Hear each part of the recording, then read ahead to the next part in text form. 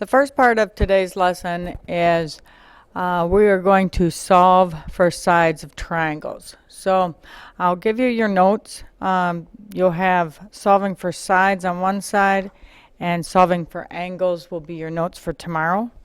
But if you will first take your notes and let's go down to the bottom of your notes. And what I'd like to do first is just refresh your memory about the trig definitions. So to do that, let's go over the 6 trig functions. We have a right angle.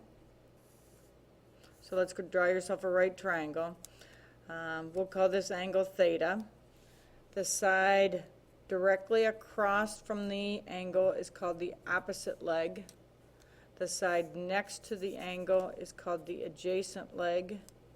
And the side across from the right angle is your hypotenuse. So the basic 3 trig functions are sine of an angle, cosine of an angle, and tangent of an angle. These are defined as opposite over hypotenuse, adjacent over hypotenuse, and opposite over adjacent. You might remember that when we studied these first semester, we used the acronym SOHCAHTOA to help us remember that sine is opposite over hypotenuse, cosine is adjacent over hypotenuse, and tangent is opposite over adjacent. The reciprocal functions are cosecant, secant, and cotangent. And what do we mean by reciprocal functions? We just flip these definitions.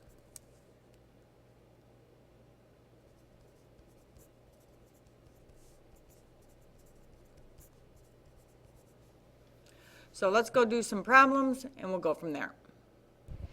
So what I like to do first on these is to label the sides. So if we're looking at the 73, this side would be the adjacent leg. And if we want to solve for x, this would be the hypotenuse. So first look at your definitions. And the definition that has adjacent and hypotenuse in it is the cosine of an angle. And then let's substitute in what we know. So we know that the cosine of 73 degrees is adjacent is 4.1 and the hypotenuse we do not know. So we want to find for the x. So if we multiply both sides by x and divide by the cosine of 73, we will get x equals 4.1 all divided by the cosine of 73. And then just take out your calculator, make sure you're in degree mode, and if we punch this out, x should equal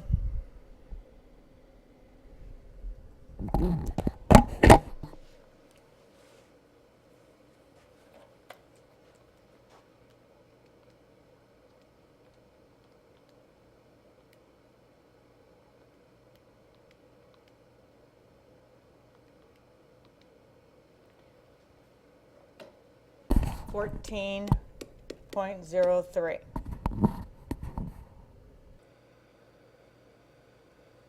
Looking at the next problem, sometimes it's hard to identify what is what. So let's first label the legs. So if this is the 67, the side across from the 67 is the opposite. The side across from the right angle is the hypotenuse. So now we're looking at opposite and hypotenuse. So we're going to use the sine function. So the sine of 67 equals opposite, we know is a 13. Hypotenuse, again, is our unknown. So when we solve for x, x will equal 13 divided by the sine of, oops, my pen's going a little crazy, 67. And a good way that you can check these answers is the hypotenuse should always be the largest. And if we get x equaling this 14.12, that should make sense to you because the hypotenuse should be the largest side.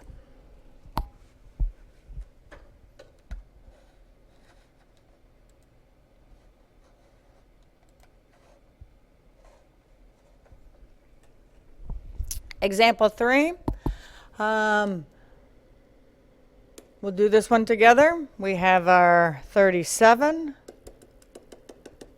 The side opposite the 37 is called the opposite. The one next to it is called the adjacent leg. So look at your definitions. Tangent is the angle we should, the trig definition that we should use. The tangent of 37 equals opposite is x all over 14.2. Now remember here our math is going to be a little different because we want to solve for x. So to solve for x means get x by itself. So we're going to multiply both sides by 14.2. So x will equal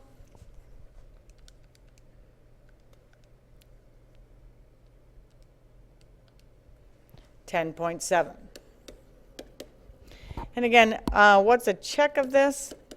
The side opposite the smallest angle should be the smallest. If this is a 37 and it's a right angle, then this side must be 53, which tells us that this side must be a little bit bigger. That's a good check. Another way to check is just to look at the answers. So you try 4, 5, and 6, and I will put the answers on the video.